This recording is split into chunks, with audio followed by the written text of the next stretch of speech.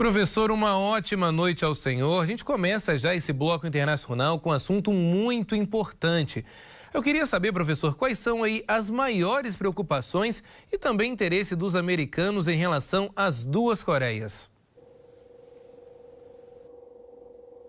Certamente a gente não pode esquecer a presença de muitos cidadãos dos Estados Unidos que estão naquele país. Boa noite, Elias. As Forças Armadas dos Estados Unidos têm diferentes grupos. Elas estão concentradas em 2 locais. A base da Força Aeronáutica na cidade de Kusan, que é muito importante para os Estados Unidos, porque a próxima base, a outra mais próxima, está a 6 horas de distância. E ela é extremamente importante para a defesa de Taiwan, do Japão e da Austrália. A outra base é onde foi instalada agora essa nova força americana. E ela é comandada pelo Exército dos Estados Unidos no porto de Pyeongtaek. Lá tem mais de 20 mil soldados americanos. Os Estados Unidos vê a Península da Coreia importante para fazer uma frente à China. E isso é importante desde a Guerra Fria. Tanto que houve a Guerra das Coreias,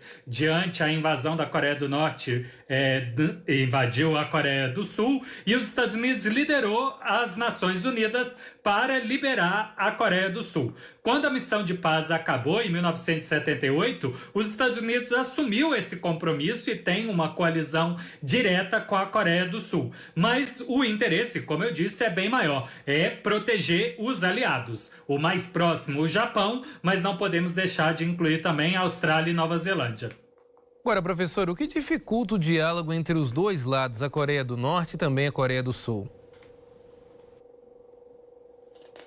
Bem, do lado dos Estados Unidos e da Coreia do Sul se exige o fim dos testes nucleares da Coreia do Norte e o fim dessa política de amedrontar a Coreia do Sul e o Japão lançando mísseis para mostrar a sua capacidade. O problema é que a Coreia do Norte, por outro lado, exige que os Estados Unidos deixem de fazer exercícios militares conjuntos com a Coreia do Sul. Na verdade, existem também exercícios militares juntos com o Japão, a Índia e até a Austrália. E esses exercícios existem para mostrar força perante a China, que está investindo bastante na capacidade marítima e também tem disputa territorial com o Vietnã e a própria Coreia ali na região do Mar Amarelo, o Mar do Sul da China. Então a gente está nesse entrave. Cada um lado exige uma coisa que o outro não quer fazer. A Coreia do Norte se sente ameaçada pelos Estados Unidos e os Estados Unidos quer esses exercícios militares tanto para mostrar que não vai deixar passar barato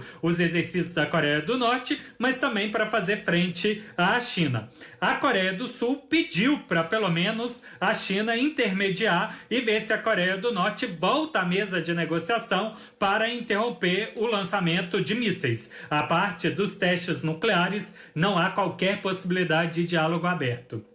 Agora, professor, o senhor acredita também que a Coreia do Norte realmente esteja bem preparada para um possível confronto e se é que esse confronto também pode um dia vir a acontecer? O atual governante da Coreia do Norte é o terceiro da família a comandar aquele país. Ele assumiu com 2 objetivos: reforçar as forças armadas do país e reorganizar a economia. Do lado militar, ele obteve sucesso que nem o pai nem o avô obteve, que é esse, alcançar o status nuclear e também desenvolver mecanismos de entrega dessa bomba a regiões distantes, não só a Coreia do Sul, mas chegando a aliados até no Oriente Médio, como eu cheguei a falar também, a Austrália, aliado dos Estados Unidos, tá? Que é a maior ameaça da Coreia do Norte.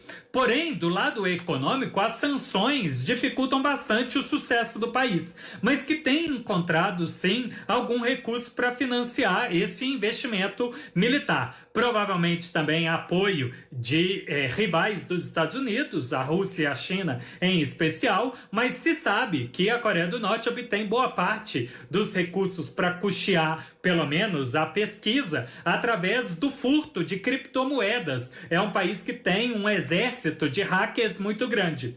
Outra fonte de receita do país é o contrabando de carvão mineral, extremamente necessário para abastecer a economia tanto da Índia, da China e da Indonésia, países da região, que não seguem o embargo econômico que os países ocidentais fazem.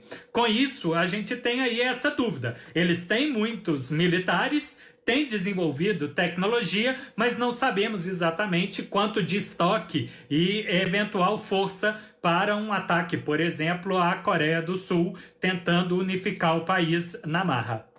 Pois é, professor, a Coreia do Sul é realmente um país mais desenvolvido.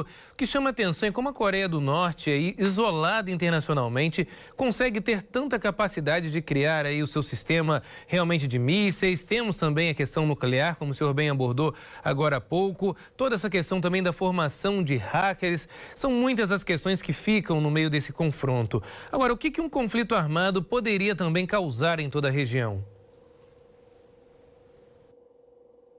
Importantíssimo saber que o mundo inteiro depende do Sudeste Asiático para a parte de semicondutores e uma série de outros tantos produtos, já que a cadeia globalizada aproveitou da mão de obra barata na década de 80 e 90 para permitir um volume maior e um custo mais baixo dos produtos. O Covid, a crise da pandemia, está tentando reorganizar essa distribuição de produção ao redor do mundo. Se a guerra acontecesse hoje, o mundo ficaria paralisado em boa parte dos materiais tecnológicos que circulam por aquela região. Mas também outros tantos setores econômicos ficariam afetados, já que importantes economias, China, Japão, teriam dificuldade de abastecer-se e também de enviar produtos que não sejam desses setores para os diferentes mercados globais. Sem contar a exposição de milhões de pessoas ao provável ataque aéreo que aconteceria para todos os lados. Tanto a Coreia do Norte lançaria os seus ataques sobre os países vizinhos,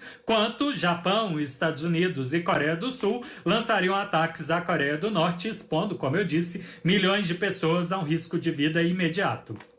Excelente, professor. Muito obrigado por todas as informações. Mais uma vez agradeço essa aula sobre as Coreias. São muitas as informações.